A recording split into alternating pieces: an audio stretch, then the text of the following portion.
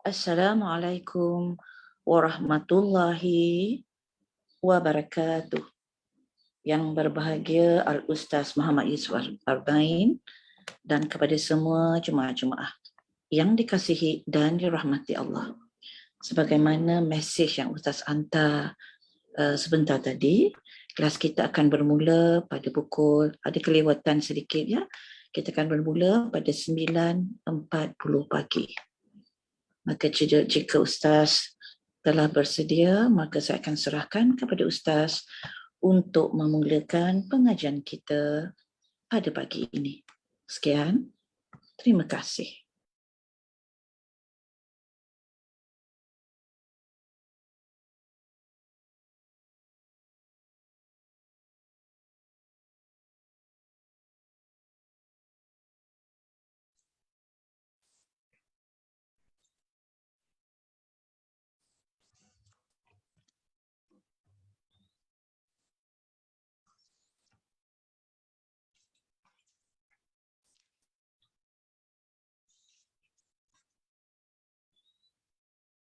Bismillahirrahmanirrahim. Innal hamdalillah nahmaduhu wa nasta'inuhu wa nastaghfiruh wa na'udzu billahi min shururi anfusina wa min sayyiati a'malina. Man yahdihillahu fala mudilla lahu wa man yudlil fala hadiya lahu. Wa ashhadu an la ilaha illallah wahdahu la syarika lahu.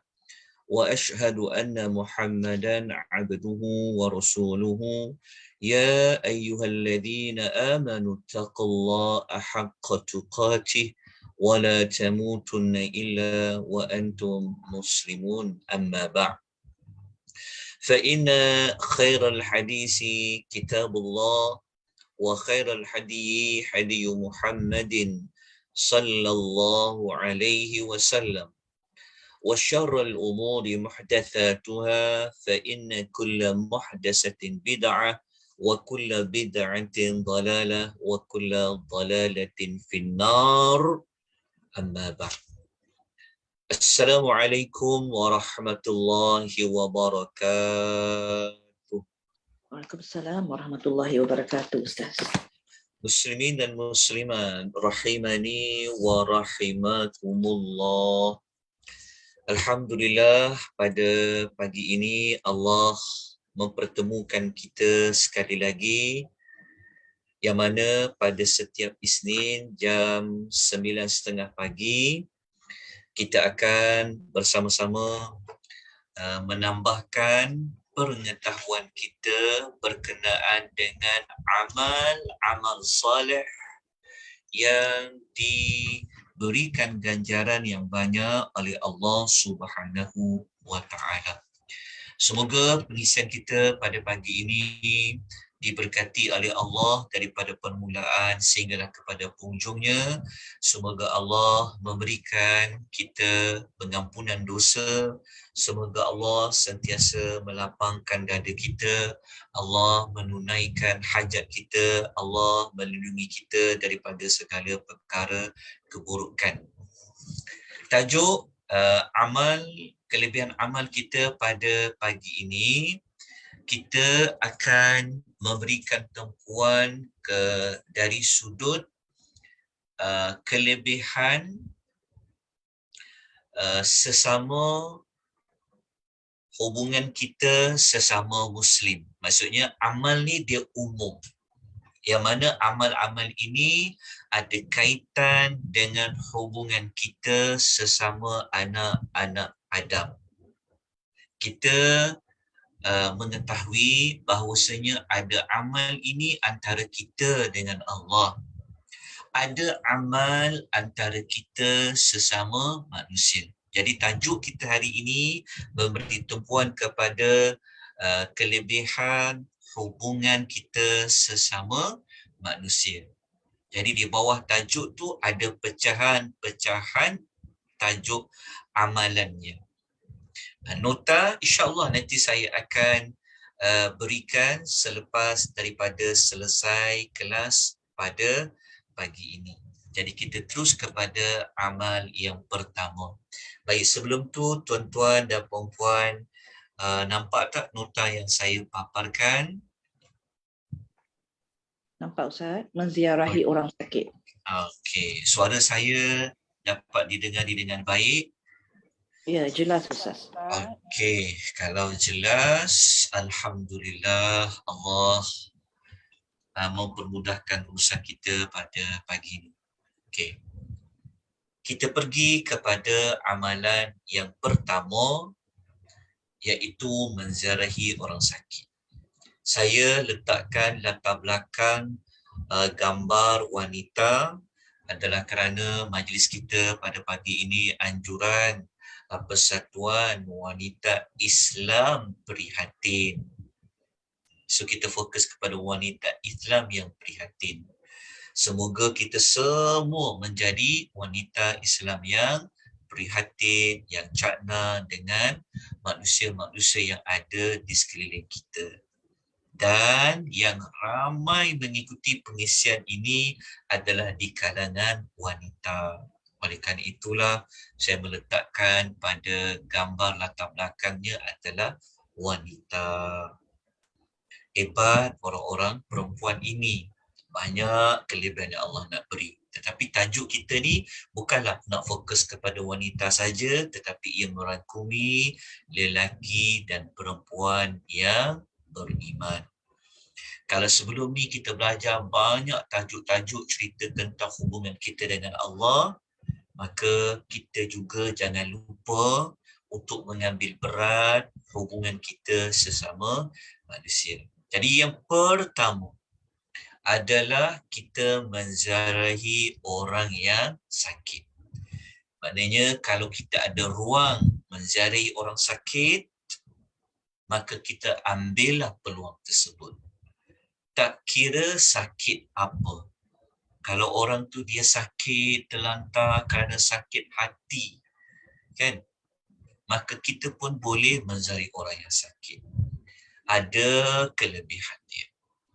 Okay. Untuk maklumat ini, kalau ada yang tuan-tuan dan perempuan telah pelajari, telah mengetahui, maka anggaplah ia sebagai pengulangan dan sebagai pengukuhan kepada kita semua tentang ilmu-ilmu yang kita akan pelajari pada pagi ini. Jadi kelebihan yang pertama ni, ada beberapa hadis dari Nabi SAW yang saya nak kongsikan kepada tuan-tuan dan puan-puan. Okay, yang pertama, hadisnya, kelebihannya dikaitkan dengan syurga.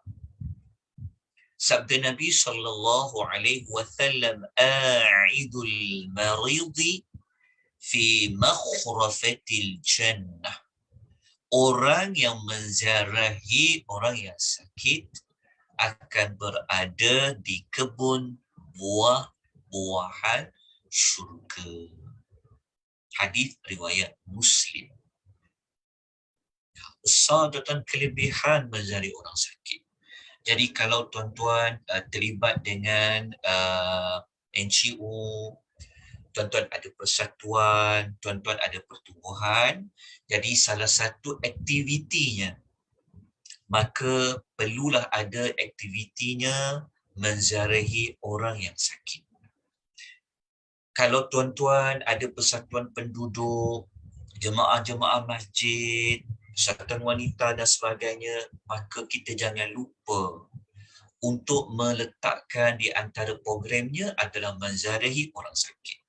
Ataupun kita sendiri ada peluang, kita pergilah menziarahi orang sakit. Kerana ia termasuk dalam amal soleh yang sangat besar.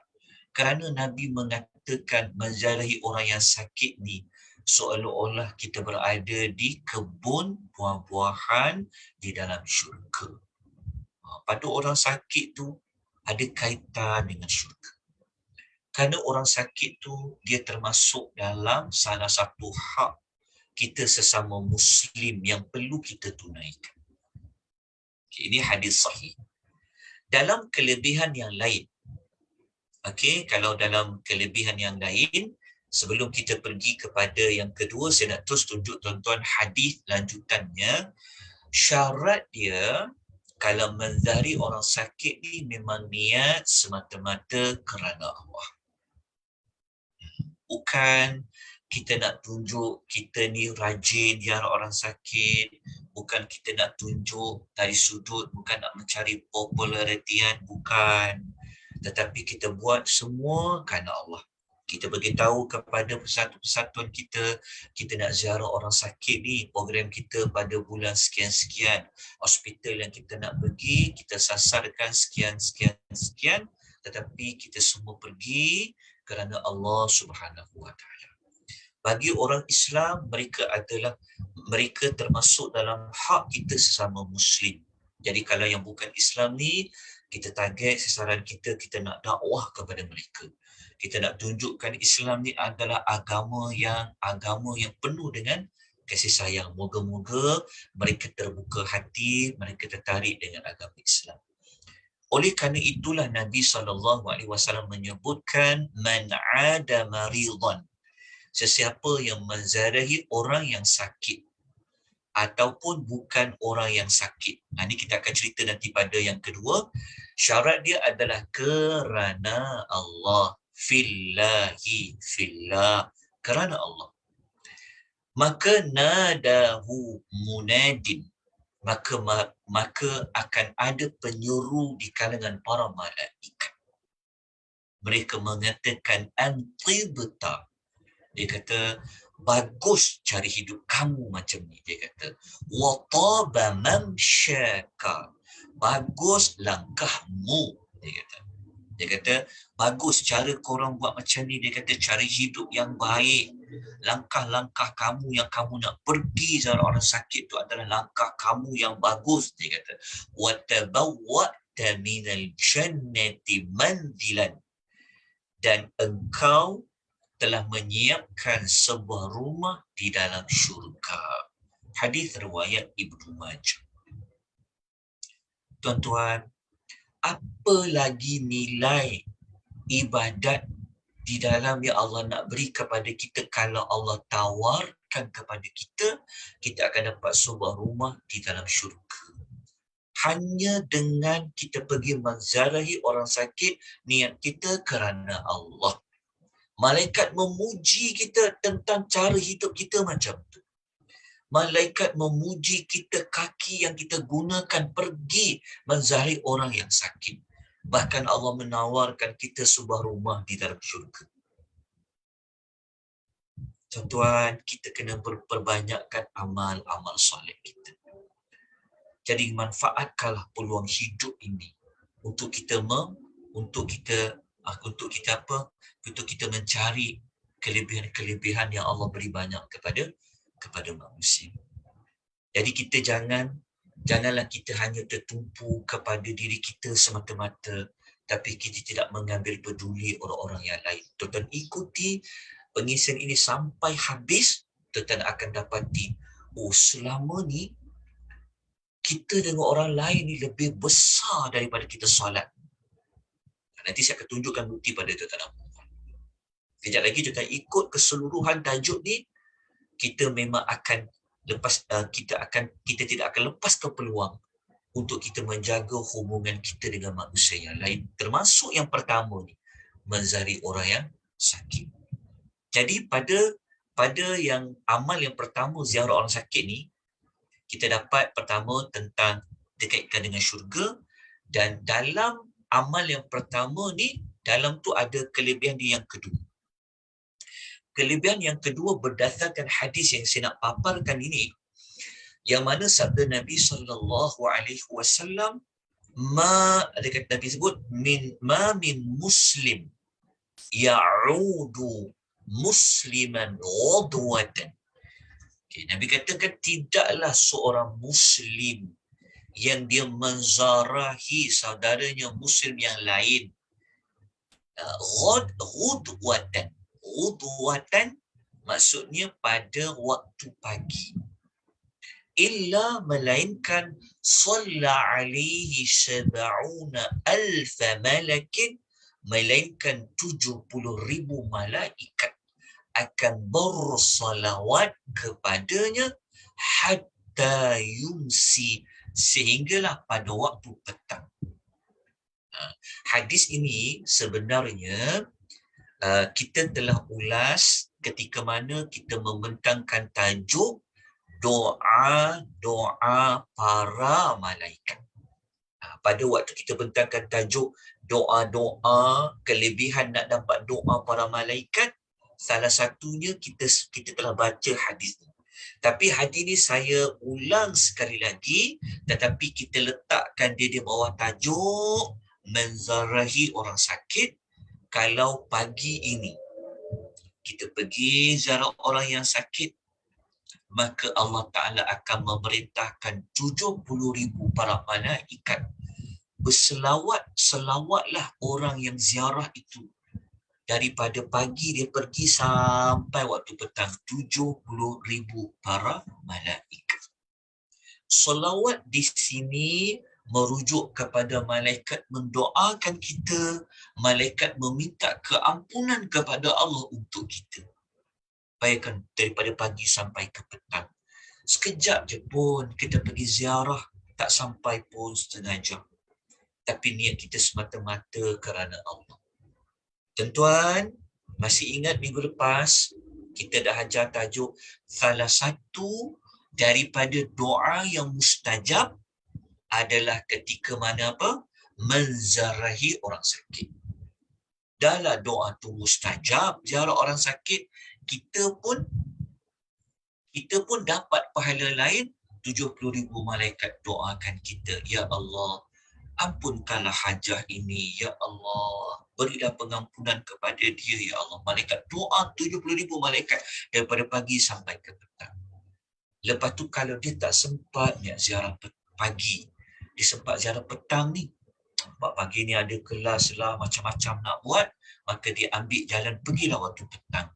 Maka kata Nabi SAW, wa in adahu ashiyatan, dan apabila dia ziarah saudaranya pada waktu petang, illa salla alaihi sab'una alfa malakin, maka Allah Ta'ala akan memerintahkan 70,000 malaikat akan berselawat kepadanya hatta yusbih, sampai pada waktu pagi.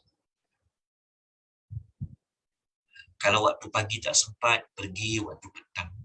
Sebab tu dalam grup-grup WhatsApp kita untuk taman, untuk penduduk mana-mana, kalau boleh hatta jemaah-jemaah pengurusan masjid, kalau boleh kita kena umumkan bahawa ada jemaah kita yang tak sihat ni, terlantar di hospital, dia terlantar di rumah, tapi kita kena minta izin dululah kepada orang sakit untuk buat pengumuman. Takut dia tak selesa pula kita datang ziarah dia. Tapi sepatutnya kalau kita orang sakit, kalau kita dah belajar kan, kalau boleh kita selesakanlah diri kita. Sebab apa? Sebab kita dapat peluang doa mustajab kalau orang doakan kita sakit. Jadi kalau kita sakit ni, kalau boleh tapi kalau kita tak bersedia tak apalah, tapi kalau kita ada ruang, kita boleh beritahu kawan kita kan, bagi tahu kepada jemaah, minta jemaah datang ziarah, sebab kita nak doa jemaah tu. Pada kita dah belajar tajuk doa-doa yang mustajab. Jadi kalau kita ada ruang, kita beritahu pada jemaah-jemaah kita, persatuan kita, taman kita, bahawa ada jemaah kita sakit ni pada alamat sekian. Jadi dijemputlah tuan-tuan datang pada pukul berapa sekian dan sekian. Maka kalau kita dapat maklumat tersebut, kita pergi jalan. Sebab kita nak dapat pahala ni. Kalau kita boleh pergi pagi dan petang, ya Allah, satu hari 70,000 malaikat akan mendoakan kita, ya Allah. Sampai waktu pagi. 24 jam malaikat minta ampun kepada Allah untuk kita. Ampunkanlah pakcik ni, ampunkanlah si fulan ni, ampunkanlah si hajah ni, ampunkanlah datin ni, datuk ni. Doa pada Allah. Tuan-tuan tak nak ke malaikat doakan kita dengan kebaikan, malaikat doakan kita dapat pengampunan? Ini adalah amalan yang pertama yang kita boleh ambil peluang pada orang-orang yang sakit di sekeliling kita. Hadis ni hadis sahih. riwayat Al-Imam Tirmizi, juga riwayat Ahmad. Jadi itu adalah amalan yang pertama. Kita pergi kepada amalan yang kedua. Amalan yang kedua ni amalan yang walaupun orang tu tidak sakit, tetapi kita boleh mengambil peluang untuk menziarahi sesama Muslim. Kalau boleh di taman, persatuan, kan? Kita buat senara-senara nak ziarah orang sakit. Kita nak ziarah. Kita nak ziarah mungkin bekas pengurusi kita ke, mungkin yang berhormat ke, siapa-siapa. Kita pergi menziarahi pemimpin. Ini termasuk dalam kelebihan lain. Ataupun kita buat bersama jemaah kita pergi buat saling ziarah, menziarahi antara satu sama lain. Maka perkara kedua ni, berdasarkan hadis Nabi sallallahu alaihi wasallam, kelebihan dia sangat besar. Apatah lagi kalau kita nak ziarah tu adalah adik-beradik kita, sanak saudara kita. Lepas tu kita jangan lepaskan waktu-waktu cuti ni. Kan senang anak cuti sekolah, kalau ada jalan pergi berjalan. Kecuali lah kalau kita bimbang dengan musim COVID ni, kita kurang-kurangkanlah. Tapi kalau kita ada ruang, memang kita senang nak ziarah tu, kita pergilah. Berdasarkan hadis riwayat Al-Imam At-Tabrani, hadis ni hadis hasan, yang mana kata Nabi SAW, Nabi kata, maukah aku beritahu kepada kamu semua tentang orang lelaki yang akan masuk syurga di antara kamu. Nabi sebenarnya nak fokus tentang orang lelaki. Tapi bukanlah kelebihan ini hanya semata-mata kepada orang lelaki. Tetapi ada yang hanya pada orang lelaki. Kita kena baca hadis ini sampai habis. Nabi kata, kamu nak tahu tak siapakah lelaki-lelaki yang akan masuk di dalam syurga di kalangan kamu? Maka para sahabat menjawab, bala, sudah tentu ya Rasulullah. Maka Nabi SAW pun meneruskan apa yang Nabi nak bagi tahu. Nabi kata, an-nabiyyu fil jannah. Nabi kata, Nabi kamu itu nanti berada dalam syurga. Sebab Nabi itu lelaki. Maka Nabi kata, lelaki yang pertama adalah Nabi kamu di dalam syurga. Was-siddiqu fil jannah. Orang yang selalu berkata benar, ia pun akan ada dalam syurga. Was-syahidu fil jannah. Hadis ni saya tak terjemah habis sebenarnya. Tapi dia ada lagi ni. Wasyahidu fil jannah. Orang yang mati syahid itu di dalam syurga. Wal mauludu fil jannah. Tapi kita nak ambil terus yang keempat ni. Nabi kata, warrajulu yadhuruhu akhahu nahiyatil misri. Begitu juga orang lelaki yang menziarahi saudaranya di hujung kota. Dan dia tidak menziarahinya melainkan kerana Allah, maka ia akan berada di dalam syurga. Walaupun Nabi fokus tentang lelaki, tetapi ia juga termasuk perempuan. Dikaitkan kelebihannya apa? Kelebihannya adalah syurga. Tidak ada kelebihan yang tinggi melainkan kelebihan Allah memasukkan kita ke dalam syurga. Kita tengok pada hadis yang lain yang Nabi SAW menyebutkan secara umum.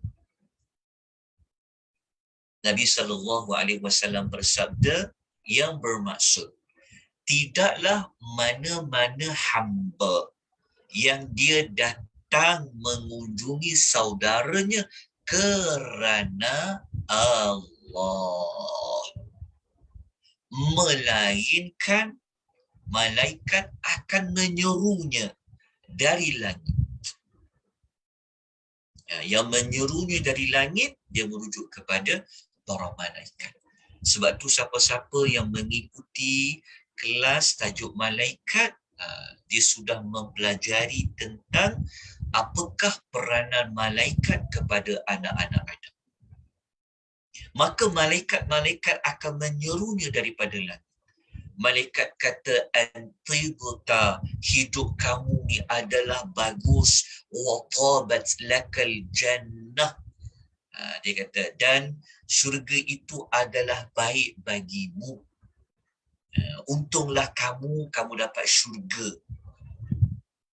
Tengok, kalau dia ziarah je kawan dia, para malaikat akan kata, bagus cara kamu macam ni. Dia kata, bagus hidup kamu yang pergi ziarah saudara kamu kerana Allah.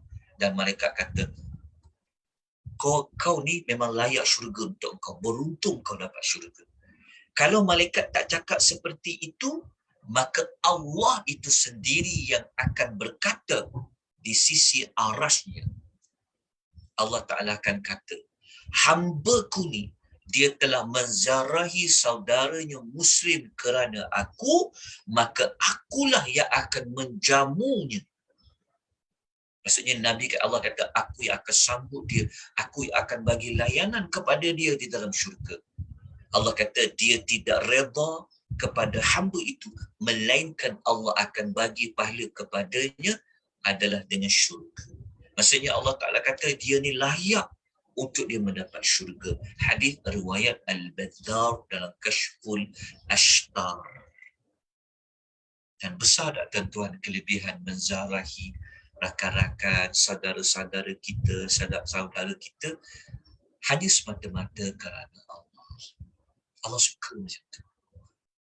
Jadi kita janganlah hanya ingat amal soleh ni hanya kita dengan puasa saja. Hanya dengan kita solat saja. Hanya dengan kita berzikir saja. Tidak.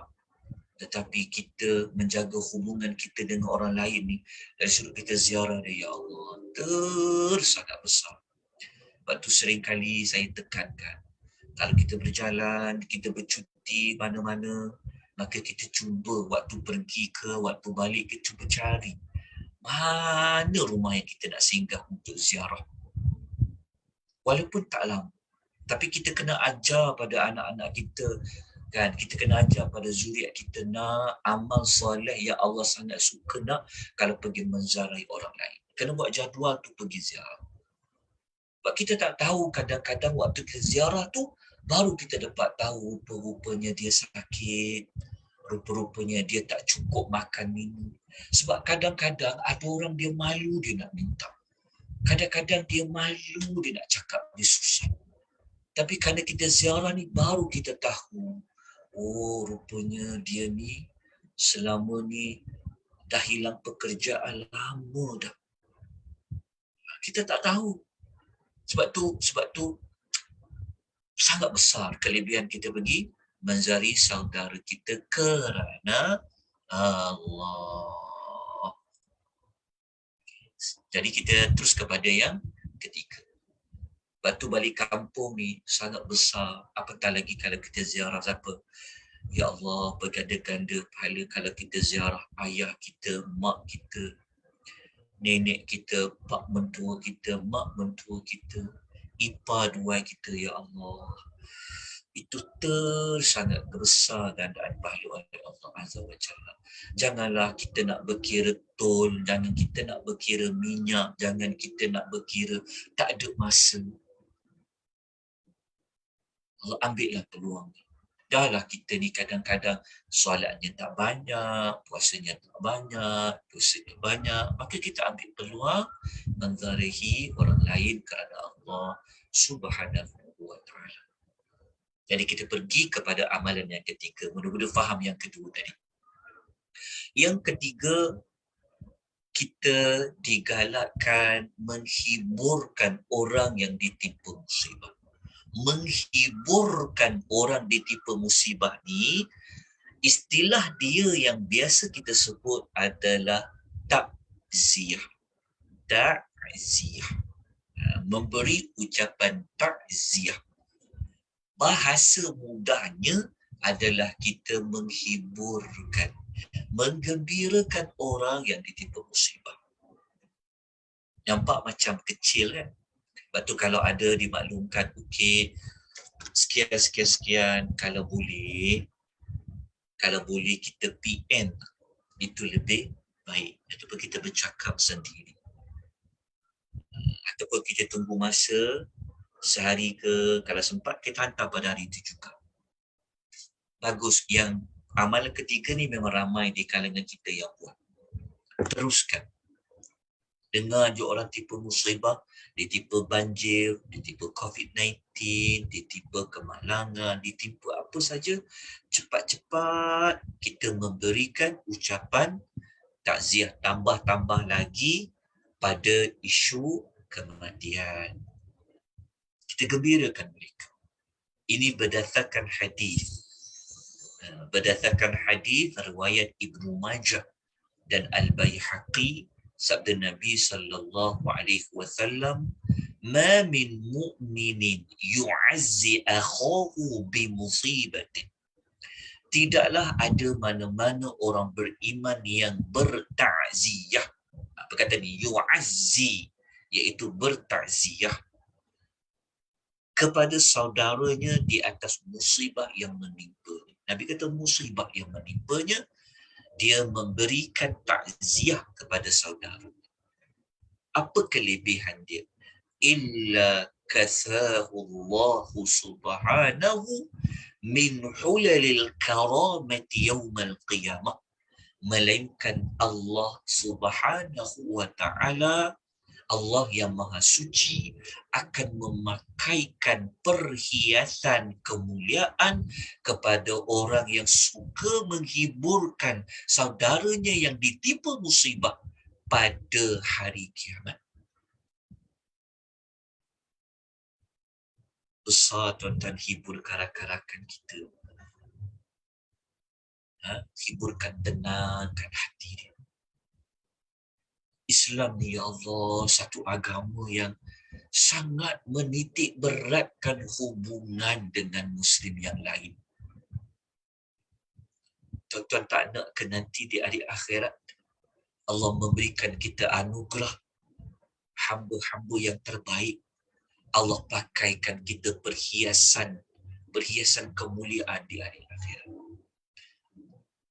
Kita dapat anugerah kan? Kalau kita di dunia mungkin kita kata dapat anugerah, okey, diberikan pangkat bintang, okey, dapat, okey, dianugerahkan pingkat darjah kebesaran. Kita bangga, kita masya-Allah kan. Alhamdulillah, tu kalau rezeki Allah bagi kita terima. Kan orang nak iktiraf kita tak buat kerana manusia, tapi kalau orang nak bagi periktirafan, kita terima. Kita rasa macam mana? Kan keluar senarai penerima darjah kebesaran oleh Yang di-Pertuan Agong, anugerah Ma'al Hijrah ke, tokoh pingat darjah kebesaran ke, kita rasa apa? Ya Allah, kita rasa seronok sangat kan. Hari yang sangat menggembirakan. Tetapi hari yang paling menggembirakan, yang memberikan anugerah itu bukan Yang di-Pertuan Agong, tetapi itu adalah Allah Azza wa Jalla. Bayangkan tuan-tuan, kalau Allah pakaikan kita dengan perhiasan, sama ada pada mahkota di hari akhirat Allah pakaikan. Macam mana agak-agak perasaan kita pada ketika itu disaksikan oleh manusia daripada yang awal sampai yang akhir, kerana hari akhirat adalah hari penyaksian. Apa yang kita buat waktu hidup kita? Kita tahu kawan kita sakit, baca dekat FB, baca dekat WhatsApp, kan kita tahu, kita dengar orang cakap, kan. Kalau kita bentuk di FB, kita hantar dekat FB PM dia. Sabarlah Noh, sabarlah ya Hajar, semua itu dugaan Allah. Tak apa, Allah sayang kita, kita hiburkan dia. Lepas minggu tu, tanya balik tuan-tuan, macam mana sekarang kita, kan ada apa-apa yang saya boleh bagi khidmat, ada apa-apa yang saya boleh tolong, kita hiburkan dia.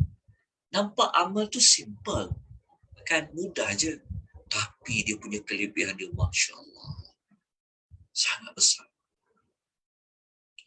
Tuan-tuan, kalau tuan-tuan nak ikut sunnah Nabi dalam ucapannya, Ni saya dah pernah kongsikan sebelum. Inilah di antara sunnah Nabi dalam Nabi memberikan ucapan takziah. Nabi kata dalam hadis tu, Nabi pernah mengirim, ini adalah kiriman Nabi kepada anak Nabi yang kematian anak. Nabi beri ucapan takziah.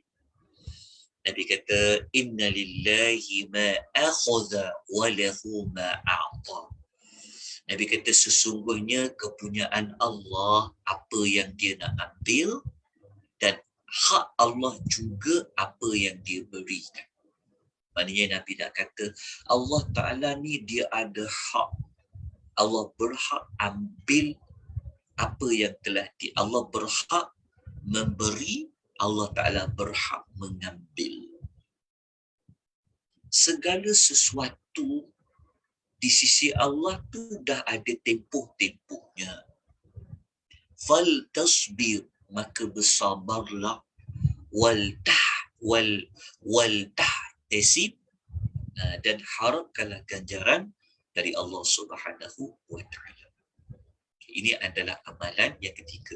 Kalau tuan-tuan tak nak guna seperti ini, tuan-tuan buat umum lah. Tulis je ayat sendiri. Yang ayat tu berbentuk kita mengajak dia supaya sangka baik kepada Allah. Semua ni pasti ada kebaikan dari Allah. Sabar, harapkan pahala oleh Allah. Kita pujuk dia, kita tenangkan dia. Moga-moga apa? Moga-moga Allah Ta'ala memberikan kita perhiasan di hari akhirat. Okay. Amalan yang keempat, amalan yang kelima, dan amalan yang keenam. Amalan yang keempat apa? Menyebarkan salam. Sebarkan salam. Yang kedua, memperbanyakkan memberi makan. Yang kelima, menyambung silaturahim. Nanti kita akan fokus pada silaturahim secara khusus. Tapi saya sebut sekali dekat sini kerana maklumat hadis tu dia sebut ketiga-tiga maklumat ni sekali. Okay. Memberi makan pun besar juga. Tuan-tuan, dalam persatuan, dalam pertubuhan yang kita buat food bank tu kan, tabung makanan tu, itu bagus. Satu amal soleh yang sangat digalakkan. Sebab kita tak tahu ada orang tahan lapar dia. Kita tak tahu. Tapi kita kena banyakkan buat food bank ni, kena dijadikan amalan yang biasa buat. Bungkus makanan, satu wanita Islam prihatin, buat okey, minggu ni buat. Itu yang hantar makanan kepada gelandangan yang orang buat ketika mana musim banjir dulu tu. Ya Allah, kita moga-moga ikhlas kerana Allah, Allah berikan ganjaran yang terbaik. Itu sangat besar.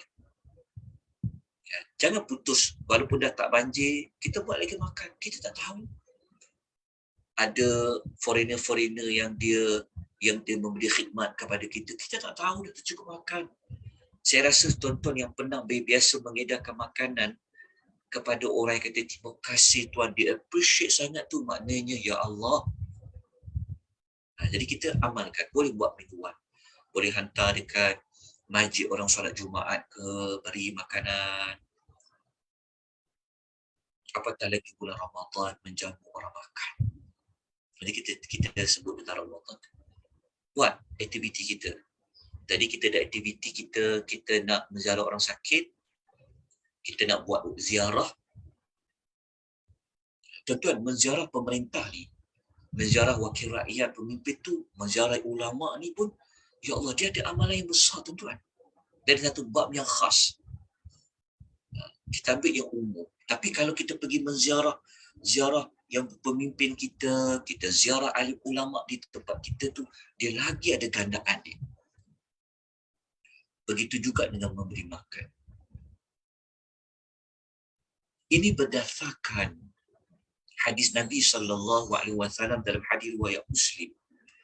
Sabda Nabi SAW, ya ayyuhan nasu, wahai sekalian manusia, afsus salam, sebarkanlah salam.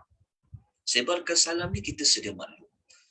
Sebab tu kalau boleh, kalau kita nak bagi masyarakat ni faham kepada salam, kita buat. Okey, bulan salam. Contoh, minggu salam. Kalau dekat sekolah-sekolah, kita buat kempen. Perbanyakkan salam. Banyakkan ucapan salam. Masuk kelas bagi salam, keluar kelas bagi salam, jumpa cikgu bagi salam. Kita buat kempen masyarakat supaya sebarkanlah salam. Buat bulan salam macam tu. Lepas tu, wa'at'imut ta'am. Berilah makan. Beri makan. Kita kena galakkan. Kadang-kadang di surau-surau di masjid, orang bagi sumbangan-sumbangan tu, gunalah. Buat hidangan makanan. Tak mestinya tunggu kuliah. Ada kuliah je baru okey, dijemput semua datang kuliah, kita ada jamuan makan. Tak semestinya macam tu. Orang bagi duit kat masjid untuk dimanfaatkan. Buat satu aktiviti hari tu, kita buat cari makan. Boleh hantar daripada rumah ke rumah, rumah ke rumah, rumah ke rumah. Kalau kita tak nak bergerak, susah dalam sekali kita perlukan mengurangkan pergerakan, kita boleh guna online. Hantar ke alamat orang sekian, hantar makanan. Lepas tu Nabi kata, Pasambul nasiratul rahim, wasilil arham. Lepas tu Nabi kata, solat di malam hari. Solat di malam hari ni saya tak masukkan kerana ia hubungan kita dengan Allah. Dan kita telah bincang satu tajuk yang khas solat di malam hari. Lepas tu apa kata Nabi SAW? Tadkhulul jannata bisalam. Nescaya kamu akan masuk syurga dengan diiringi ucapan salam. Ya Allah, memberi orang makan. Nabi kata kau masuk syurga, lepas tu kau akan dapat dengan ucapan salam. Tuan-tuan, amal yang sangat besar.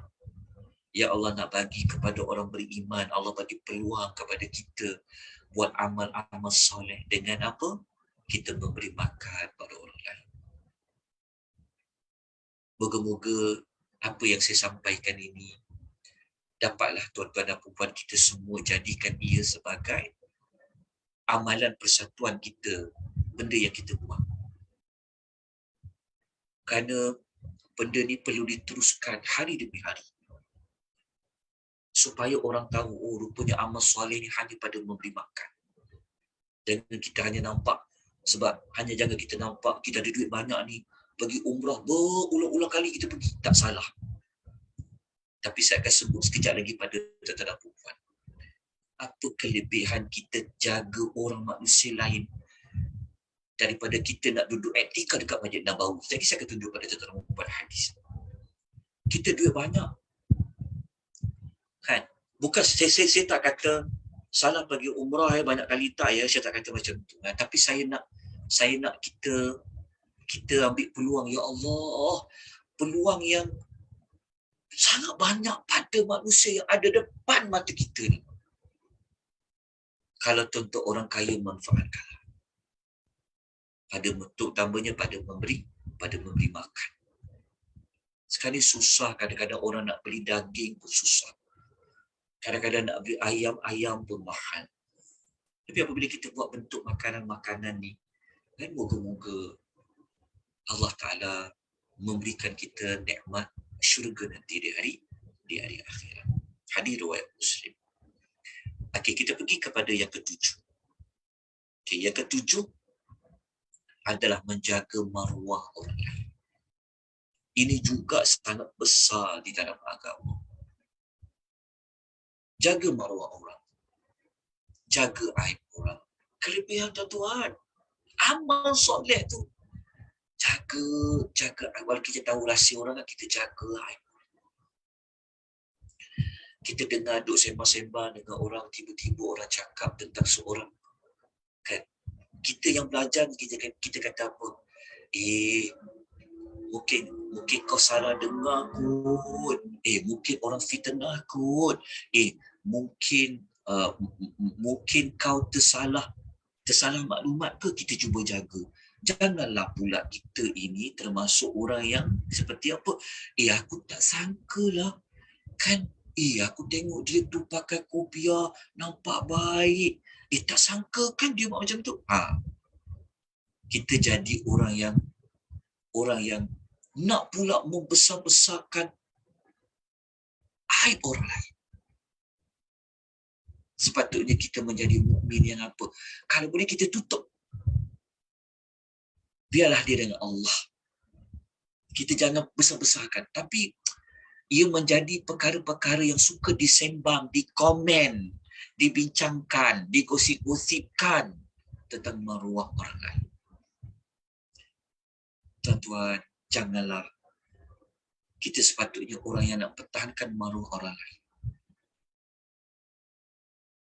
Ini berdasarkan dalam hadis riwayat Al-Imam Tirmizi. Besar kelebihan dia, Allah. Apa kelebihan dia? Nabi SAW bersabda, "Maradda an irdi akhihi." Sesiapa yang mempertahankan maruah saudaranya, raddallahu an wajhihi nar yaumal qiyamah. Nescaya Allah akan mempertahankan dirinya daripada api neraka di hari akhirat. Bukan mempertahankan diri. Kita kena ubah sikit, pertahankan diri tak pernah nanti saya edit.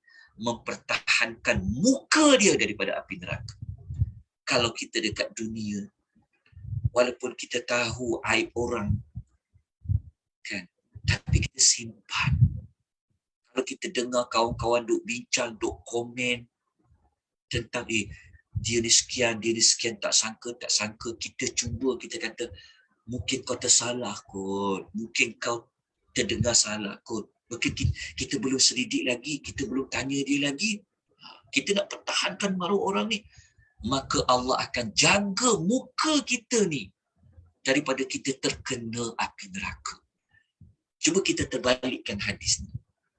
Kalau kita tak jaga air muka orang, maka Allah tak akan jaga muka kita daripada api neraka.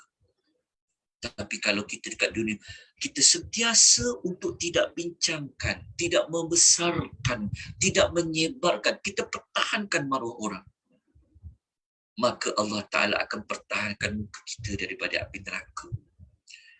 Ya Allah, sangat besar amal dari sudut kita menjaga maruah orang lain. Hadis riwayat Tirmizi. Fikir-fikirkan. Apa kelebihan yang setaraf dengan Allah jauhkan kita daripada api neraka? Kita semayang dekat Masjid Nabawi, nak kejar pahala berapa banyak? 1000 solat. Kita nak semayang dekat Masjidil Haram, kita nak dapat 100,000 solat. Nak dibandingkan Allah menjauhkan kita daripada api neraka, mana lagi besar? Nah, fikir-fikirkan. Tepuk dada tanya iman kita. Ini amal yang besar hubungan kita dengan anak-anak Adam yang lain. Muslimin dan muslimat rahimani wa rahimakumullah. Kita pergi yang ke-8. Yang ke-8, kita memberi tunjuk ajar kepada orang lain. Tunjuk ajar ni dia umum. Kita sampaikan ilmu pada dia ke, sesuatu adab ke, kita ajar dia sesuatu benda-benda yang boleh bawa dia dekat kepada Allah, boleh baiki diri dia jadi orang baik. Ia termasuk dalam amal yang ke-8. Sebab tu mulut ni rajin-rajinkanlah nak sebarkan ilmu pada orang. Rajin-rajinlah ajak orang kepada kebaikan. Jangan fikir diri kita je, aku je nak masuk syurga. Aku je nak dapat redha Allah. No. Bukan susah untuk kita share maklumat tu pada orang lain. Ajak orang kepada kebaikan. Tunjuk orang kepada kebaikan. Apa kelebihan yang kita dapat? Okay, ini berdasarkan hadis riwayat Muslim, nombor hadis 2674. Sabda Nabi SAW, "Man da'a ilal huda." Sesiapa yang menyeru kepada petunjuk. Petunjuk tu maksudnya menyeru kepada hidayah, menyeru kepada kebaikan. Menyeru tu menyampaikan, memperbaiki, menegur. Apa dia dapat ganjaran pahalanya? Kana lahu minal ajr. Dia akan mendapat pahala seperti pahala man tabi'ahu, pahala orang yang ikut mengikut amal. Okay, contohnya apa? Contohnya yang tadi tu, kan? Selama ni kita malas nak pergi ziarah orang sakit, contoh. Kita pun sampaikan maklumat pada pagi ni pada orang lain. Orang lain, besarnya pahala dia. Maka dia pun pergilah ziarah orang sakit. Maka dia dapat pahala syurga. Dia dapat pahala didoakan oleh para malaikat. Kita dapat pahala seperti dia. Sebab apa? Sebab kita yang ajak dia. Kita yang ajar dia. Maka dia dapat pahala. Dia pun dapat pahala. Kita pun dapat pahala macam dia. Besar tak tuan-tuan ganjaran tuan-tuan perempuan? Lepas tu selalu kita kempen. Sebarkan. Ajak orang. Kepada kebaikan. Setiap kali dia buat amal itu, macam mana pahalanya dapat kepada kita? Asbab kita, dia jadi baik. Maka kebaikan dia tu, kita dapat pahala kerana kita mengajar dia. Bahkan Nabi kata, tanpa dikurangi pahala mereka sedikit pun. Maksudnya, kita pun dapat pahala seperti dia, bukan bermaksud pahala dia jadi kurang. Sebab kita dah dapat pahala dia sikit. Dia 50, kita 50. Tak ada. Kita pun dapat 70,000 para malaikat doakan kita. Dia pun dapat 70,000 malaikat doakan dia. Bukan malaikat tu dibagi separuh-separuh.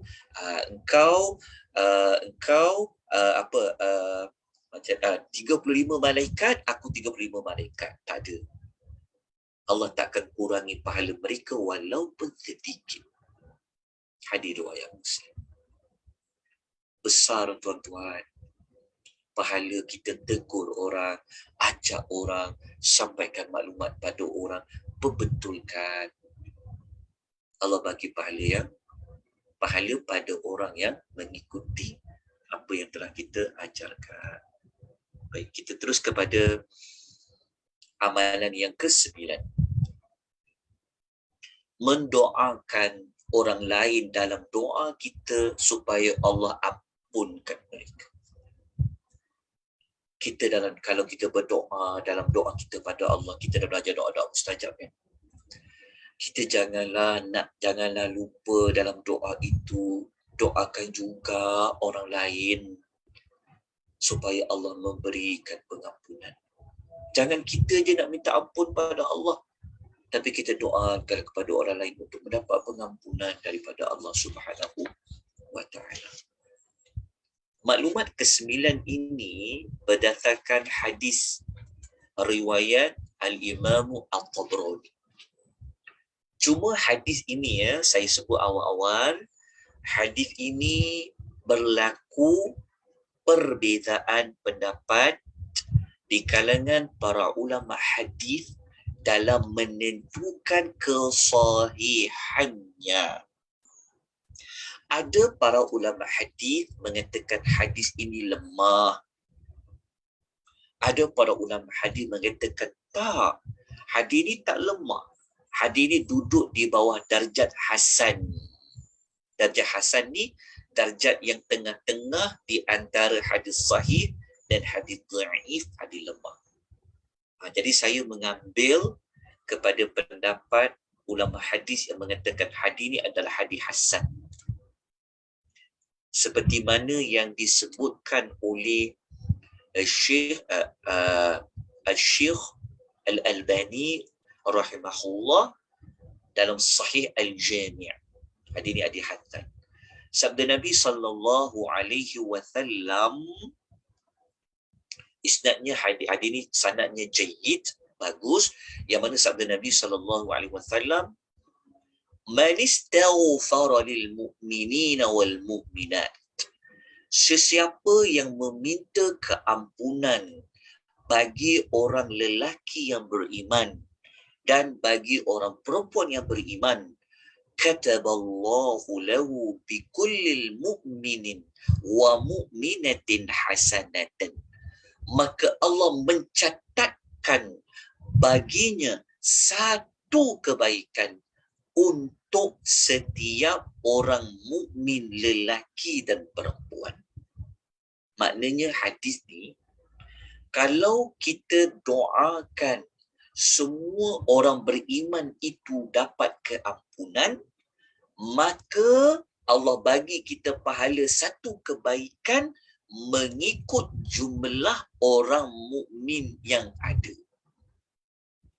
Kalau orang mukmin tu ada 1 trilion, maka Allah bagi satu kebaikan kepada kita, dikira semua sekali 1 trilion kita dapat kebaikan. Sebab apa? Sebab kita mendoakan orang beriman itu dengan pengampunan. Besar tak pahala dia? Besar. Hanya doa saja dapat pahala yang sangat banyak. Ya, Allah mencatat baginya tu orang yang doakan orang dapat keampunan tu satu kebaikan untuk setiap bilangan orang mukmin dan orang mukmin lelaki dan orang mukmin yang perempuan. Banyak tak pahala dia? Banyak. Jadi macam mana saya nak doakan orang lain? Okey, kita boleh ambil maklumat. Contoh, kita boleh tiru doa Nabi Allah Ibrahim alaihi salam dalam surah Ibrahim ayat nombor 41. Nanti saya masukkan halaman muka surat dia. Doa Nabi Allah Ibrahim. Tengok doa Nabi Allah Ibrahim. Doa yang package 3 dalam 1. Macam mana 3 dalam 1 tu? Dia doakan untuk diri sendiri, dia doakan untuk kedua ibu bapanya, dan dia doakan juga untuk orang yang beriman.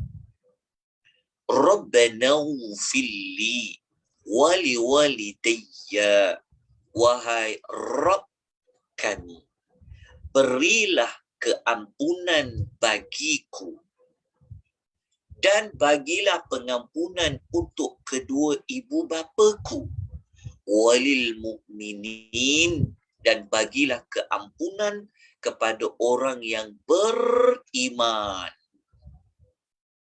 Yauma yaqumul hisab, pada masa berlakunya hari penghisapan amal. Dia doakan tak untuk orang mukmin yang lain? Ya, dia doakan. Kalau nak amalkan doa lain, ambil doa amal yang doa umum. Ini doa orang-orang yang beriman. Sebab tu mendoakan orang lain dapat pengampunan, sebenarnya amal itu sudah ada di dalam Al-Quran. Seperti mana suratul Hasyri ayat nombor 10. Doa ni doa orang-orang beriman kepada para sahabat yang telah awal-awal beriman.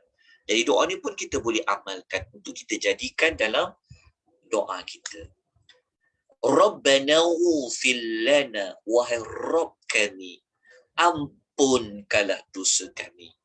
Wa li ikhwanina alladhina sabaquna bil iman, dan ampunkanlah juga dosa saudara-saudara kami yang telah beriman sebelum daripada kami. Wala taj'al fi qulubina ghillan lilladina amanu rabbana innaka ra'ufur rahim, dan janganlah engkau ya Allah letakkan perasaan hasad dengki dalam hati kami terhadap orang yang beriman. Wahai Rabb kami, sesungguhnya engkau maha penyantun lagi maha penyayang. So kalau boleh hafal doa ni, baca doa ni untuk apa? Untuk kita dapat kelebihan, Allah beri satu pahala, satu kebaikan mengikut jumlah orang beriman lelaki dan orang beriman perempuan. Okay, semoga faham tentang amal. Walaupun kita berdoa, tapi kita tak lupa orang lain untuk mendapat pengampunan dari Allah Subhanahu wa Ta'ala. Okay, kita pergi kepada amal yang ke-10. Ke-10 dah ya. Amal yang ke-10. Amal ke-10 ni, ini yang saya nak sebutkan tadi pada tuan-tuan dan puan. Ada kaitan dengan orang lain. Iaitu menyelesaikan keperluan orang lain. Ini sangat penting. Kalau waktu kita kerja kan, kita kena ada tema, saya sedia berkhidmat. Bukan kita kerja, kita lebih suka kalau customer tak datang. Kita lebih suka kalau orang tak datang hari tu ke pejabat kita. Ya Allah, kita tersalah faham. Kita telah kerugian pahala yang sangat besar. Sepatutnya apabila kita berhadapan dengan orang, kita adalah orang yang cuba untuk buat secepat yang mungkin selesaikan hajat makcik ni, selesaikan hajat pakcik ni. Saya selalu kempen hadir ni ketika mana ceramah di tempat-tempat kerja. Sebab orang duk ingat ibadat ni sembahyang, ibadat puasa, baca Quran. Tapi waktu kerja, tak ada kat tempat kerja. Puas makcik tu menunggu. Kadang-kadang berjam-jam menunggu. Tak dapat giliran dia. Kaunter banyak tapi dibiarkan kosong. Kita sangka baiklah, betul lah. Oh mungkin orang bercuti kot.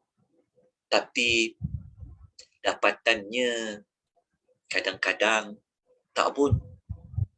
Luar makan lama. Kadang-kadang kita tak susun dia. Sepatutnya kita punya tema apa?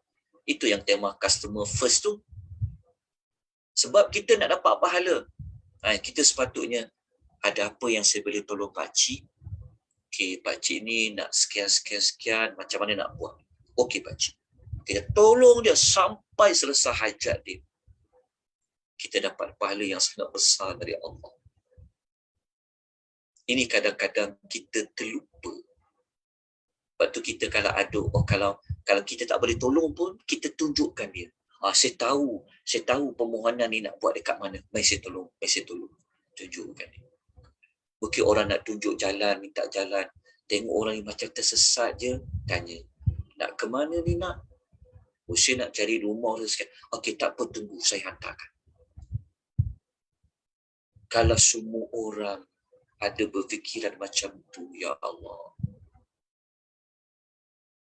Okay, saya tunjukkan kepada tuan-tuan hadis dia. Ya. Okay. Hadis riwayat Al-Imam At-Tabrani dan Abu Syekh. Hadis ni hadis sahih. Tuan-tuan, hayati hadis ni betul-betul. Apa kata Nabi SAW? Nabi kata, wali an amshiya ma'a akhin. Perbuatanku berjalan bersama saudara yang Muslim untuk menunaikan hajatnya. Nabi kata, kalau aku boleh bersama dengan saudaraku untuk tunaikan hajat, dia kata Nabi, ahabbu ilayya min an a'takifa fi hadzal masjidil madinati. Lebih aku suka daripada duduk iktikaf dalam Masjid Nabawi syahran selama 1 bulan. Maksudnya apa? Ada orang dia sanggup pergi duduk Masjid Nabawi sebab aku nak iktikaf dalam. Ni 1 bulan dia iktikaf. Nabi kata, kalau aku tolong orang kat luar masjid tu, tunaikan hajat dia, lebih aku suka daripada aku duduk iktikaf dekat Masjid Nabawi ni selama 1 bulan. Fikir-fikirkan. Kita tunaikan hajat orang, bantu selesaikan masalah dia, permudahkan urusan orang. Kita dapat pahala yang lebih daripada orang duduk kat Masjid Nabawi iktikaf selama 1 bulan. Lepas tu kadang-kadang kita pergi umrah kan, kita jumpa ada orang ada masalah kan. Kadang-kadang kita tak sempat nak terlepas solat berjamaah kan. Tapi nak tolong macam-macam. Sebab tu waktu kita beribadat ni, kita jangan nampak dalam masjid. Ramai orang kadang-kadang dia sempitkan ibadat ni, dia ingat pada solat, masjid. Tapi dia mengabaikan orang di luar masjid, ya Allah. Mungkin orang yang tak selalu, mungkin kalau mungkin ada orang tak selalu ke masjid ni, entah pahala lebih tinggi daripada kita. Sebab apa? Sebab dia mengambil peduli manusia-manusia yang ada pada sekeliling dia. Sebab kita dijadikan oleh Allah sebagai khalifah. Dalam surah Al-Fatihah, kita dijadikan oleh Allah untuk hidup bersama dengan orang lain. Sebab itu digunakan kami, hanya kepada engkau kami, hanya kepada engkau kami, hidayahkanlah kami. Hadis riwayat Al-Imam Tabrani. Tuan-tuan, besar tak amal ni? Besar dan amal ni. Menunaikan hajat orang lain. Bantu dia. Bantu kalau tuan-tuan yang masih bekerja, yang memang terlibat cara langsung dengan orang lain, ya, memberi khidmat. Tuan-tuan ingat hadis. Kan dalam zaman sekarang nak tunggu, terpaksa tunggu lama, nak kena buat appointment pula, nak parking susah. Tapi kita ingat hadis ni, kita akan tolong dengan kadar yang ada. Tuan-tuan tahu kan macam mana, saya rasa tuan-tuan yang biasa berhadapan dengan orang luar ni, apabila orang tu dapat selesaikan tugas dia cakap pada kita, terima kasih, dia cakap. Dan bagi kita tak minta ucapan terima kasih. Tapi bagi kita, saya sedia berkhidmat kerana Allah. Muslimin dan muslimat rahimani wa rahimakumullah. Jadi kalau kita ada saudara mara kita jadi calon yang berhormat, ataupun ada saudara mara kita, kawan-kawan kita yang memang jadi wakil rakyat, kita bagi hadiah ini kepada mereka. Kita nak galakkan dia. Besar pahala dia dapat tu. Sebab dia ada dana, menunaikan setiap hajat, setiap isi rumah ni, ya Allah. Dan besar pada pahala dia. Tetapi masih ingat lagi saya sebut pada kuliah yang lalu, doa pemerintah yang adil itu mustajab. Jadi ini untuk kita fikir-fikirkan, ya, untuk kita sama-sama buat amal melibatkan orang yang di luar. Okey, untuk kuatkan kenapa saya ni? Kejap. Saya macam Tuan-tuan dengar tak suara saya? Bisa dengar, kan? Dengar jelas, Ustaz. Okey, dengar jelas. Sekejap, ya. Okey, kejap, ya. Saya buat nota baru. Saya tak sempat tukar. Okey, tak apa, tetap buka. Nanti saya update sikit nota, ya, sebelum saya bagi. Okey, dapat hadis ni apa, kan? Okey, kita tengok hadis lain, ya. Hadis ni, ya Allah, kalau kita baca, kita menyesal tahu kalau kita tak pedulikan orang kat luar. Kalau kita baca hadis ni, cuma hadis ni nanti saya baiki, sebab yang warna kuning ni saya tengah semak riwayat sahabat yang mana, sebab dia nota lama. Okey, tak apa, nanti saya baiki. Okey, sabda Nabi SAW, Nabi kata apa? Kalau boleh tampal hadis ni, kalau boleh ingat, hafal hadis ni. Hadis ni Nabi kata apa? Nabi kata, wa man kana fi hajati akhihi kana Allahu fi hajatihi. Sesiapa yang menyempurnakan keperluan saudaranya, Allah akan menyempurnakan keperluan dia. Dalam bahasa lain, kalau kita tunaikan hajat orang, Allah akan tunaikan hajat kita. Lepas tu kita kena fikirkan, kenapalah hajat aku ni Allah tak tunaikan? Salah satunya kita kena buat postmortem, selama ni aku tolong tak orang? Aku tunaikan hajat. Sebab tu tuan-tuan dan perempuan, kita kalau kita fahamkan, kita rasa terkilan sangat. Kalau orang minta tolong pada kita, kita tak mampu nak tolong. Kita terkilan sangat.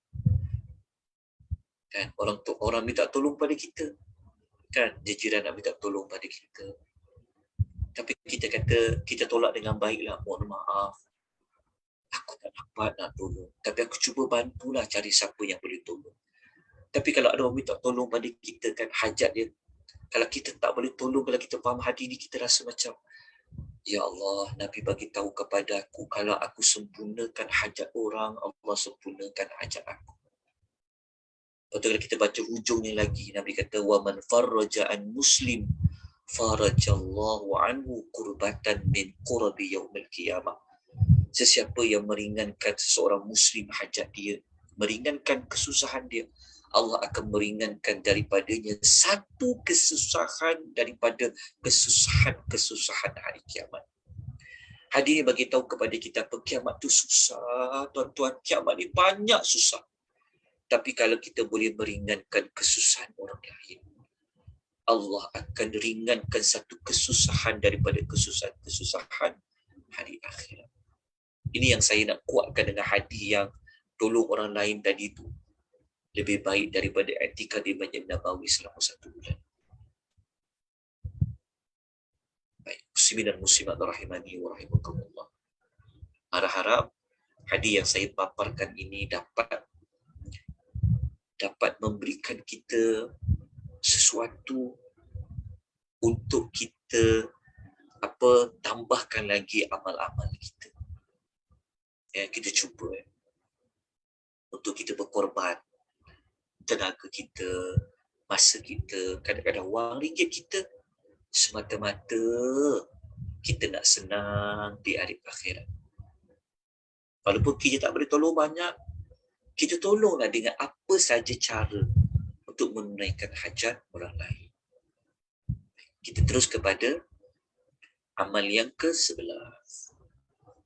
Amal yang ke-11 adalah membantu ibu tunggal dan orang miskin. Sebab tu, kalau tuan-tuan ada jawatan, tuan-tuan ada wang ringgit, tuan-tuan ada pangkat, tambah-tambah lagi kalau duduk di kampung-kampung, duduk di felda, duduk di mana-mana tempat-tempat yang susah, tuan-tuan cuba cari, dapatkan data, kutip maklumat tu. Boleh saya jumpa ketua kampung, saya nak tahu ada berapa ramai ibu tunggal, ada berapa ramai orang miskin,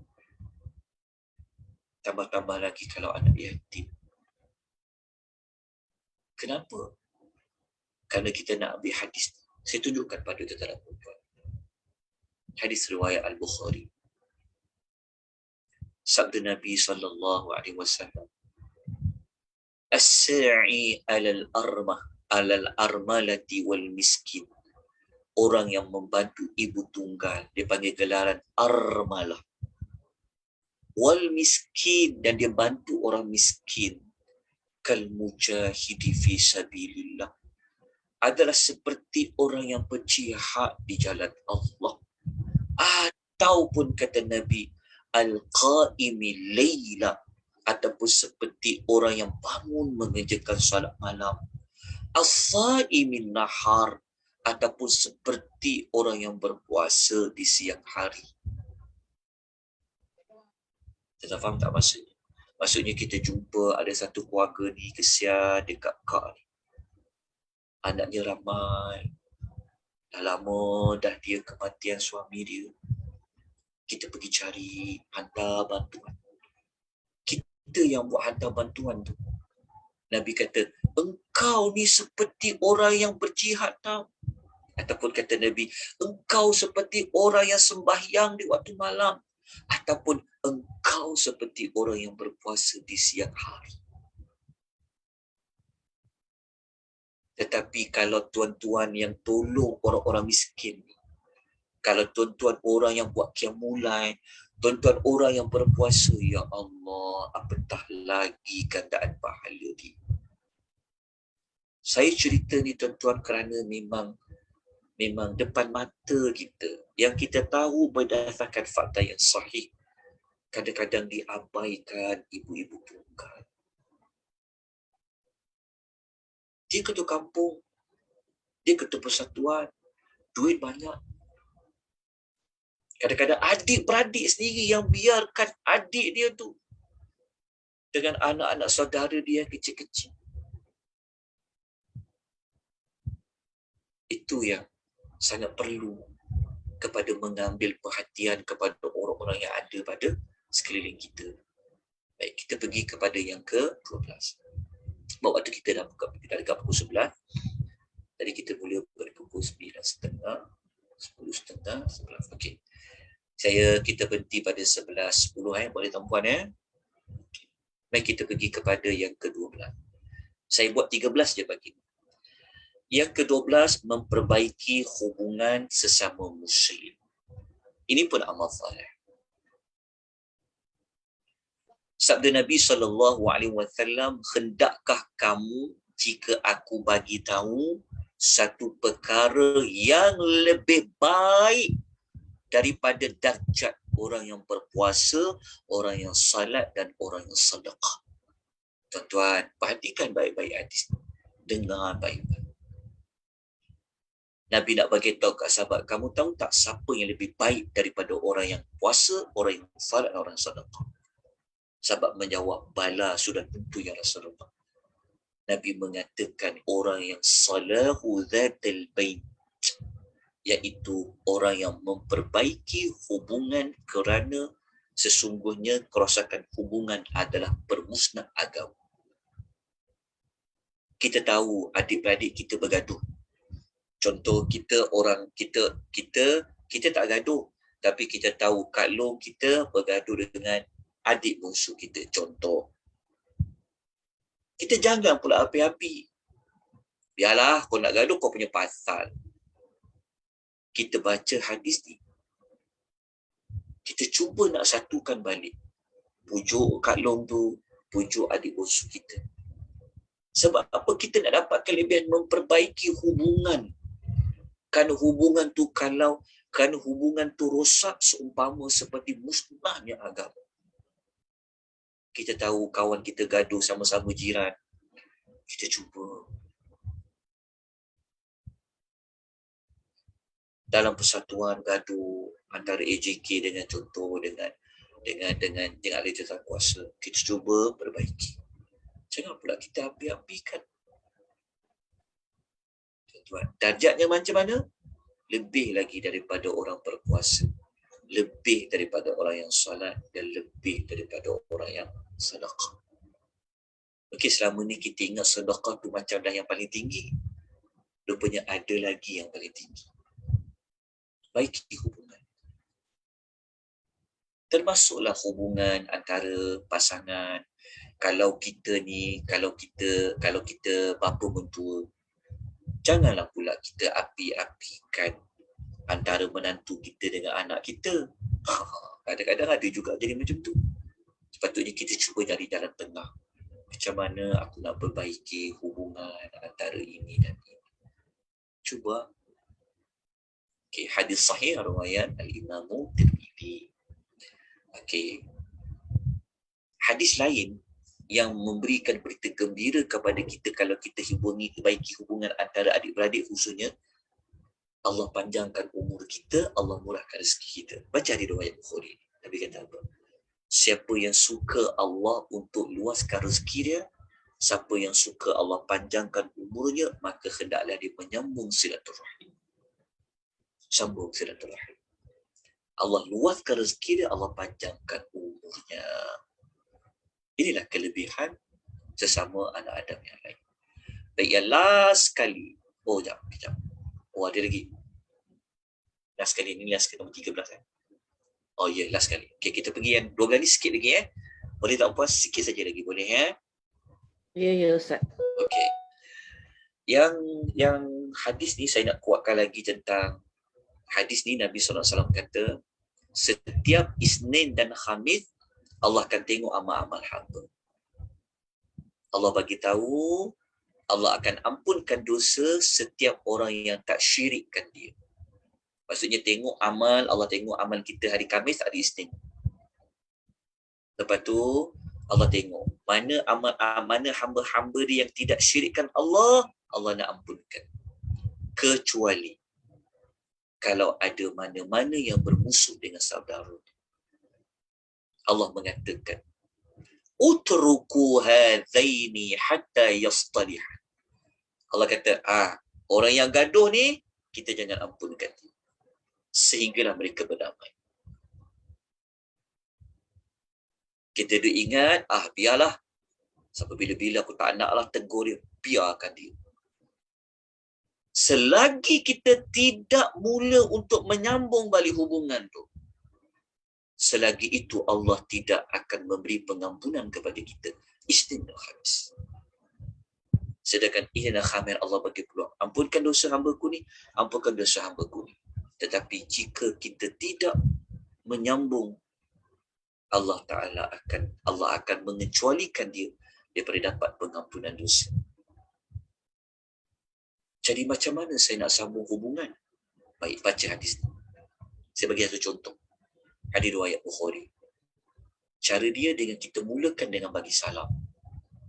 Nabi sebut dalam hadis riwayat Bukhari, dalam Adabul Mufrad, tidak halal bagi seorang mukmin mendiamkan saudaranya yang mukmin lebih daripada 3 hari. Jika dah lepas 3 hari, maka dia kena cuba untuk bertegur sapa semula, lalu mengucapkan salam kepadanya. Jika dia telah menjawab salam, alhamdulillah, kira dua-dua tu mendapat pahala sebab dia sambung balik hubungan. Jika dia tidak menjawab salam, maka dia berdosa, sedangkan yang memberi salam itu telah terlepas diri daripada mendiamkan saudaranya. Contohnya, kita bergaduh 3 hari dah ni. Hari keempat dah tak boleh dah. Hari keempat kita kena bertegur juga. Cara dia mulakan dengan salam. Tapi kalau orang tu jawab salam kita, dua-dua dapat pahala. Tapi kalau orang yang kita beri ucapan salam, dia tak jawab, dia dengan Allah, dia berdosa lah sebab dia wajib jawab salam. Tapi kita dengan dia, kita dah lepas. Kita terlepas daripada kumpulan manusia yang Allah haramkan tidak bertegur sapa selepas 3 hari. Ini hadis riwayat Al-Bukhari dalam Adab Al-Mufrad. Okey, tuan-tuan dan puan, kita pergi yang terakhir. Last sekali. Yang terakhir, orang yang mempunyai akhlak yang baik sesama Muslim. Ini umum. Cakap lembut, cakap tak menyakitkan, berbanyak wanis, sabar kepada orang lain ni, dia umum. Tengok apa kelebihan dia. Tidak ada satu pun yang paling memberatkan timbangan selain daripada akhlak yang baik. Yang boleh memberatkan timbangan adalah akhlak yang baik. Orang yang ada akhlak baik, dikata Nabi, mencapai kemuliaan darjat orang yang berpuasa dan bersolat. Tengok tuan-tuan. Dia berakhlak yang baik dia. Orang suka dengan dia, orang senang bersama dengan dia. Dia dapat darjat seperti orang yang berpuasa dan orang yang salat. Bahkan kelebihan amalnya, dia boleh memberatkan amal timbangannya. Maka saya buat contoh, antara orang yang ada akhlak yang baik adalah orang yang berjumpa saudaranya dengan wajah yang berseri. Dia suka gembirakan kawan dia dengan dia berwajah ceria, berwajah berseri. Itu pun termasuk salah satu daripada ciri orang yang mempunyai akhlak yang baik. Hadis riwayat Muslim, nombor hadis 2626. Maka selesailah 13 amalan yang spesifik berkaitan dengan hubungan sesama manusia yang lain. Dari amal yang kita belajar apa hari ini? Amal yang berkaitan dengan hubungan sesama anak Adam. Lepas tu kita pecahkan, ada 13 contoh amalan yang diberikan kelebihan oleh Allah Subhanahu wa ta'ala. Wallahu ta'ala a'la. Baik, ada apa-apa pertanyaan? Tengok dekat sini, kan cek sekejap. Dia kata, boleh tak kita bersedekah pada orang yang miskin yang kita kenal pasti mereka tidak salat, tidak pergi ke masjid yang berhampiran dengan rumahnya? Okey. Dia berbeza ya. Dia tidak salat, itu dia dengan Allah. Dia tidak pergi masjid antara dia dengan Allah. Tetapi kita dengan dia ada kewajipan. Kita dengan dia, kita tak lepas kewajipan kita dengan dia. Jadi kalau kita bersedekah kepada orang tak pergi masjid, tak apa. Dia tak pergi masjid, itu dia dengan Allah. Tetapi kita yang tidak menolong dia setelah kita tahu dia susah, kita berdosa. Tambah-tambah lagi kalau dia itu adalah adik, saudara-saudara kita, dan kalau dia juga adalah termasuk jiran kita. Dia hukum lain. Hukum jiran. Dia termasuk dalam bab lain. Kalau kita tolong jiran kan, jiran tu kafir. Confirm dia syirikkan Allah. Betul tak? Tetapi dia jiran kita, wajib kita berbuat baik kepada dia sekalipun dia kafir.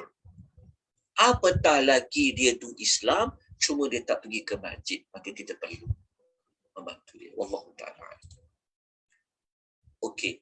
Nombor 1, apa ya terlepas tadi? Okey, nombor 1, menziarahi orang sakit. Nombor 1 adalah menziarahi orang sakit. Okey, saya tunjukkan pengulangan dia ya. Nanti saya nak baiki sikit nota ni, betul nanti saya akan masukkan insya-Allah. Tengah hari tu dah ada nota ni. Okey. Yang pertama yang dapat kita belajar menziarahi orang sakit. Kita nampak kat slide yang saya bentang ni? Nampak ya? Ada Ustaz, tak ada Ustaz. Ustaz kena besarkan balik yang. Ustaz. Saya Ustaz bentang tak go kecil-kecil. through. Ustaz kecil-kecil ada. Yang kecil-kecil je. Yang kecil tu pasal saya nak buat pengulangan sikit. Okey, alright. Okey. Lepas tu yang kedua apa? Yang kedua menziarahi sesama muslim kerana Allah. Yang ketiga menghiburkan orang yang ditipu musibah. Yang keempat menyebarkan salam. Kelima memberi makanan. Keenam menyambung silaturahim. Yang ketujuh menjaga maruah orang lain, mempertahankan maruah orang lain. Okey, yang ke-8 memberi tunjuk ajar kepada orang lain. Yang ke-9 mendoakan orang lain dapat pengampunan. Yang ke-10 menyelesaikan hajat. Kalau tak dapat selesai pun kita permudahkan, membantu orang yang memerlukan bantuan. Yang ke-11 kita membantu ibu tunggal dan orang miskin. Yang ke-12 memperbaiki hubungan sesama muslim. Kita cuba nak bagi orang ni jangan bergaduh, jangan bermasam muka. Lepas tu yang ke-13 mempunyai akhlak yang baik dengan muslim yang lain. Dia umum. Okey, 13 saja yang sempat saya kongsikan. Sebenarnya ada lagi tambahan. Tambahan tu nanti insya-Allah saya beri tambahan dia pada minggu yang berikutnya. Insya-Allah. Okey, ada apa-apa yang perlukan pencerahan? Okey, dalam chat tak ada soalan. Dalam AP ada soalan tak? Saya tengok sekejap dalam AP ada tak soalan? Silakan jemaah ya. Jika ada soalan, jemaah semua. Ada apa-apa? Assalamualaikum Ustaz. Assalamualaikum warahmatullahi wabarakatuh. Saya Zahida. Saya ada soalan. Nak tanya, kalaulah katakanlah kita gaduh dengan seseorang tu melebihi 4 hari kan, melebihi 3 hari. Lepas tu kita tak bertegur lah, tapi kita dah maafkan dia. Macam mana tu Ustaz? Kita dah memaafkan dia. Tapi kita tak bertegur. Okey, memaafkan dia tu isu yang lain. Tetapi menegur tu kita perlu tegur dia. Tegur tu kalau kita boleh tegur dalam kaedah moden sekarang, kita boleh WhatsApp dia, PM dia, email dia. Boleh. Okey, baiklah. Tak, kita kena buat. Sebab apa tahu? Sebab kalau ada tak kitab Riyadhus Shalihin? Ada. Kalau di kitab Riyadhus Shalihin, nanti buka bab nombor 280, okey. Nanti buka pada bab 280, okey, bab 280. Nanti cari hadis-hadis dekat dalam tu, hadis yang berbentuk larangan kita tidak menegur lebih daripada 3 hari. Dia boleh dia boleh membawa kepada, kalau disebut dalam hadis ni, dalam hadis ni Nabi SAW mengatakan siapa yang tidak mendegur lebih daripada 3 hari, kalau dia mati masuk neraka. Jadi riwayat Abu Daud, Muslim. Ada soleh. Nabi kata, Nabi sebut dalam hadis, faman hajara fawqa salatin famata dakhalan nar. Nabi kata, sesiapa yang mendiamkan saudaranya lebih daripada 3 hari lalu dia meninggal dunia, maka dia pasti masuk neraka. Maksudnya tanpa ada sebab lah. Tapi dia mendiamkan, kalau kita tak nak bercakap dengan orang, kerana ada sebab yang syar'i boleh. Dia tak masalah. Contohnya, kita tak suka dengan sikap dia. Moga-moga dengan kita diamkan diri tu nak bagi dia berubah. Supaya dia tahu apa dia tak suka kat kita. Kalau ada sebab-sebab tertentu tak apa. Tapi kalau sekadar bergaduh, tak ada benda-benda yang berkaitan, ni Nabi larang. Sebab Allah tu dia maha rahmat. Allah tu maha rahman, maha rahim. Kalau baca dari dia Solin tu pula, kalau tak tegur lebih pada setahun, dia seperti menumpahkan darah dia, seperti membunuh orang. Sebab tu kita rasa kalau tak bertegur ni rasa apa? Kita rasa macam berat kan? Kita rasa macam berat tau. Kalau kita macam, kita rasa makan dalam sangat, kita rasa macam tak boleh macam tu. Islam ni satu agama yang menitik beratkan hubungan tadi. Jadi cara dia, kalau kita nak tegur dia, kita mulakan dengan salam dulu. Salam dia, bagi salam dia. PM dia, Assalamualaikum warahmatullahi wabarakatuh. Cukup. Sebab dalam hadis tu, memang Nabi ajar macam tu. Memang Nabi ajar seperti kita sebut tadi tu. Kita yang memulakan ni, kita dapat. Kalau kita memaafkan dia, kalau memang dia salah tu, kita dapat kelebihan lain. Itu yang saya nak masuk nanti dalam yang kuliah yang minggu depan. Kita dapat kelebihan lain. Ustaz, terima kasih. Sama-sama. Kita tak rugi apa-apa kalau kita memulakan dengan kita memberi salam. Dapat pahala. Kita pun tak sakit hati. Kita pun dah tak fikir pasal orang kan. Moga-moga. Tapi orang kata, yalah Ustaz, berat. Tak apa, kita cuba Kita cuba insya-Allah sedikit demi sedikit. Okey. Kita dah 11:11, kita kena berhenti di sini. InsyaAllah nanti saya baiki sekejap nota, nanti dalam tengah hari tu tuan-tuan dah boleh dapat dah nanti. Nota di dalam link nota Fadail A'mal. Nanti saya hantar dekat beberapa grup untuk nota pada pagi ini. Saya mohon ampun maaf atas kekurangan kelemahan. Saya perlukan teguran dari tuan-tuan dan puan-puan. Doakan semoga Allah memberikan kita hati yang bersih untuk kita mengamalkan apa yang kita pelajari, minta kekuatan dari Allah, mohon rahmat dari Allah Subhanahu wa taala, sampaikan maklumat ini kepada orang lain. Aku qouli hadza wa astaghfirullah. Assalamualaikum Ustaz. Ya. Saya nak buat satu pengumuman saya. Kalau ikut poin yang kelima tadi, memberi makan. Jadi pihak Persatuan Wanita Islam Prihatin memang ada membuat infak setiap pada hari Jumaat. Kita memang ada infak memberi makanan kepada rumah-rumah anak yatim, rumah-rumah kebajikan. Jadi jika ada jemaah yang ingin bersama-sama kami untuk memberi sumbangan ataupun ada badan-badan atau rumah-rumah kebajikan atau apa-apa, tolong beri maklumat tersebut kepada kami. Bermakna kami akan menginfak makanan pada setiap hari Jumaat dan kami panggil infak hari Jumaat. Itu saja Ustaz ya. Terima kasih. Baik. InsyaAllah. Okay, itu makluman ya tuan-tuan dan puan. Ambil ruang untuk sama-sama kita menyumbang. Moga-moga Allah sentiasa memberi rahmat kepada kita semua. Okey, di situ saja kita tutup dengan tasbih kafarah. Subhanakallahumma bihamdika asyhadu an la ilaha illa anta astaghfiruka wa atubu ilaik.